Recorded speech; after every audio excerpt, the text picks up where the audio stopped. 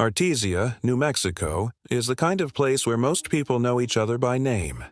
Nestled in the desert's stillness, it has long been a quiet backdrop to lives marked by routine and simplicity.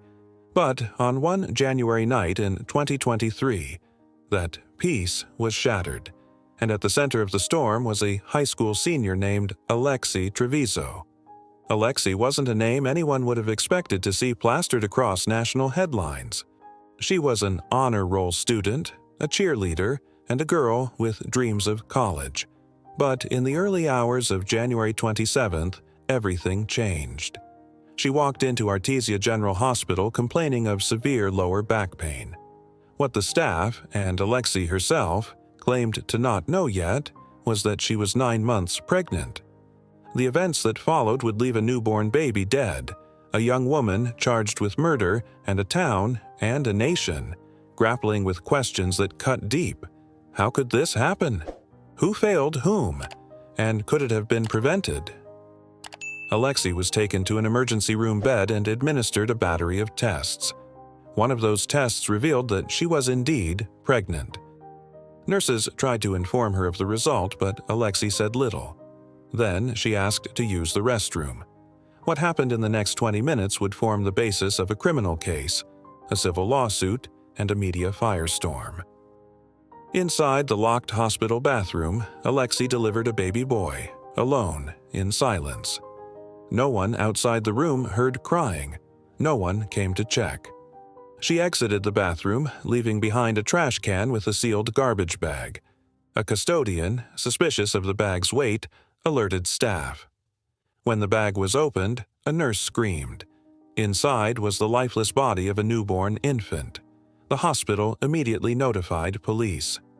Bodycam footage released later showed Alexee sobbing as officers questioned her. "It came out of me," she cried. "I didn't know what to do."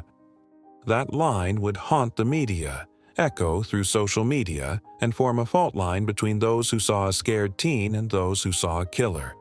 An autopsy would later confirm the child had been born alive and died of asphyxiation.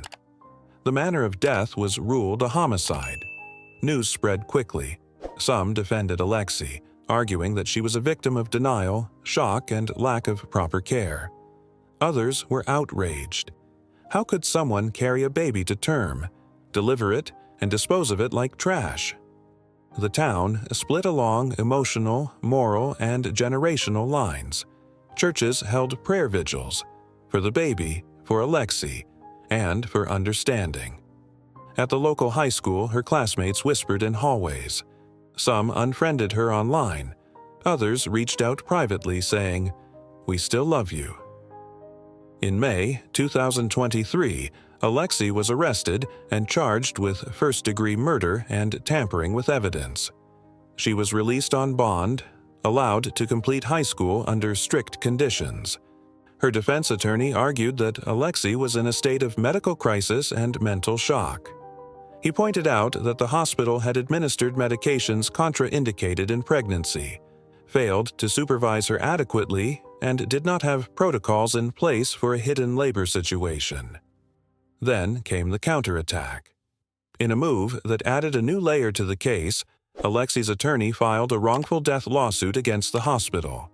The suit alleged that hospital staff failed to properly monitor her, neglected to prevent her from being alone in the bathroom, and had administered pain medication that could affect cognition and labor outcomes. The hospital responded with statements defending their actions, citing policies, overworked staff, and the unexpected nature of the situation. Outside the courtroom, the court of public opinion was in full session. On TikTok, true crime creators posted hourly updates. On Twitter and Facebook, hashtags number Justice for the Baby and number support. Alexee trended in competing waves.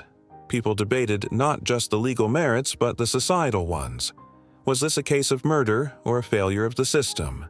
Did Alexee know what she was doing? Did fear and denial cloud her judgment? For many, it touched a raw nerve about teen pregnancy, about women's health care, about mental health, and about the way we treat girls in crisis. The trial was scheduled for mid-2024, Prosecutors promised to present evidence that Alexee had been searching for pregnancy-related terms online. The defense planned to show that her internet activity was consistent with confusion and panic, not premeditation. Dozens of medical experts were expected to testify on both sides. Journalists from across the country secured press credentials. The courtroom would be packed. Behind the headlines, the human cost was immense. Alexee's mother, seen in body cam footage consoling her daughter, became a target of online hate. The baby's father, a teenage boy from Alexee's school, issued a short statement asking for privacy.